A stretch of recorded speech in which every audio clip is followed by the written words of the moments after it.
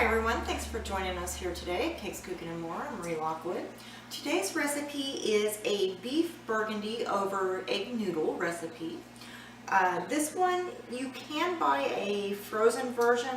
It doesn't have red wine sauce, so it's a much more mild taste. This one is a very strong, robust flavor.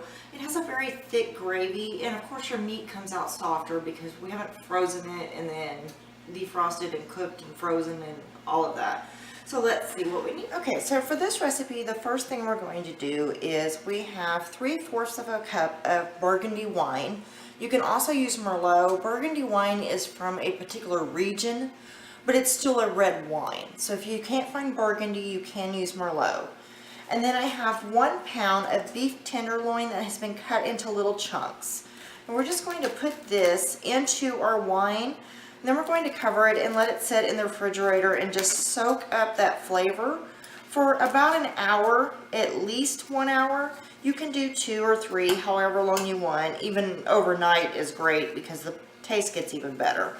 But you want at least 1 hour. So we're going to put this in the fridge, like I said, covered, and then we'll be back in an hour. Alright, now that our beef sirloin tips have soaked in our red wine for quite a while, I actually gave mine 2 hours, but like I said before, you can give up to 24, so it's really up to you. What we're going to do is we're going to take our beef tips out and drain off that juice. Now, while we are going to use red wine to make this, I don't necessarily want the red wine that my beef has been soaking in all this time. It's just not quite the same as if I use fresh.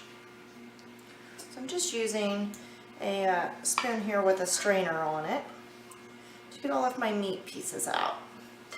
Alright.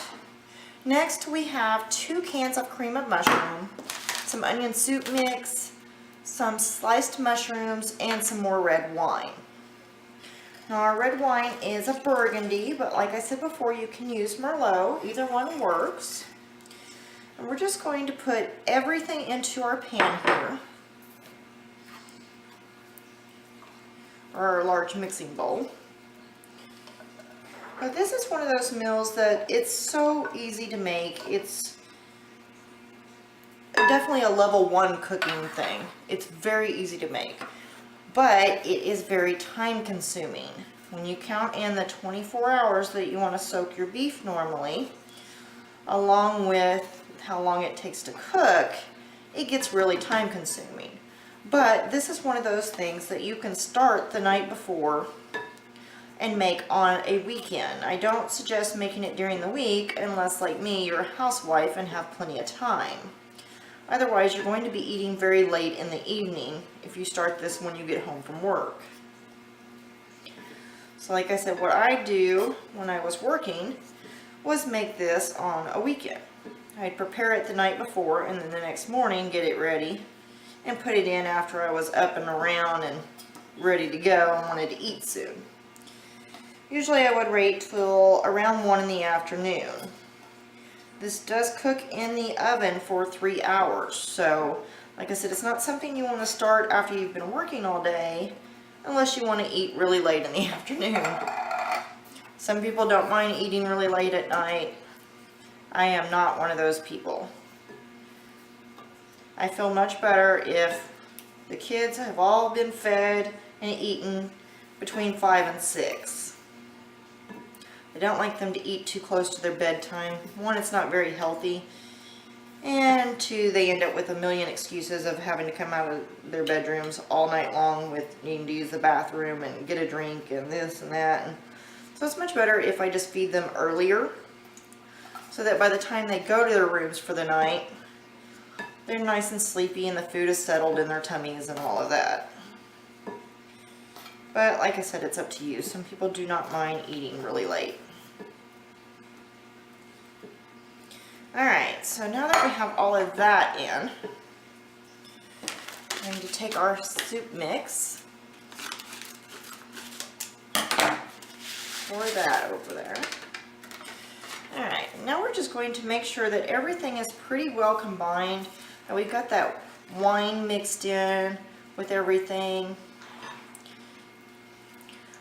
Our mushroom soup, our onion soup, all of that is really, well combined, and our meat is covered.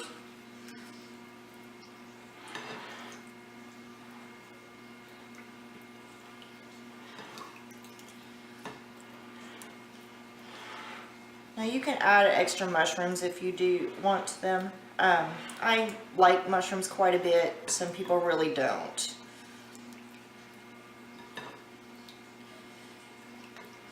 But since there are no children here tonight, I am able to put mushrooms in my food. Yay! Trust me, this is a big deal for me. I don't get a lot of nights without kids, so it's a big deal when I have one, and I want to eat something that they usually don't particularly care for, but that Jeff and I like. Alright, so what I have here is a 9x13, and I've already sprayed this with the non-stick cooking spray. So what we're going to do is take our mixture, and we're just going to transfer that to our pan and kind of spread it out evenly.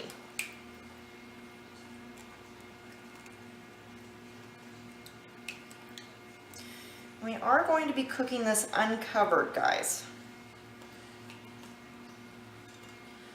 We want to make sure that sirloin cooks all the way through, and if you cover it, it will still be partially raw when you take it out.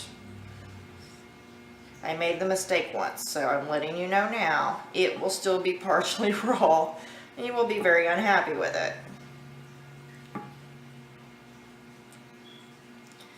Alright, now that we have it all in there, just kind of spread it out.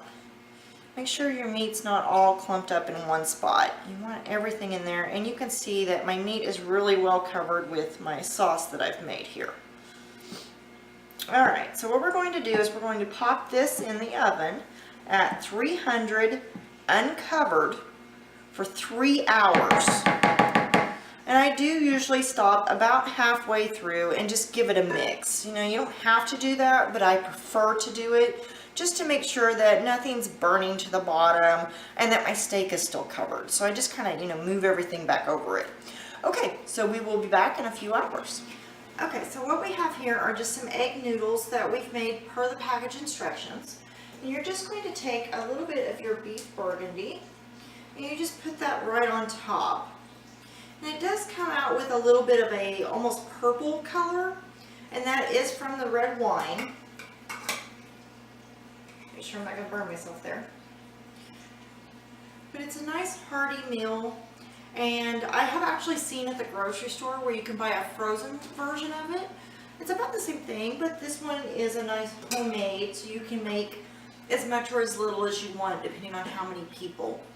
So I hope that you enjoyed our show today. Thanks for joining us here at Cakes, Cooking, and More. I'm Marie Lockwood. Have a great day.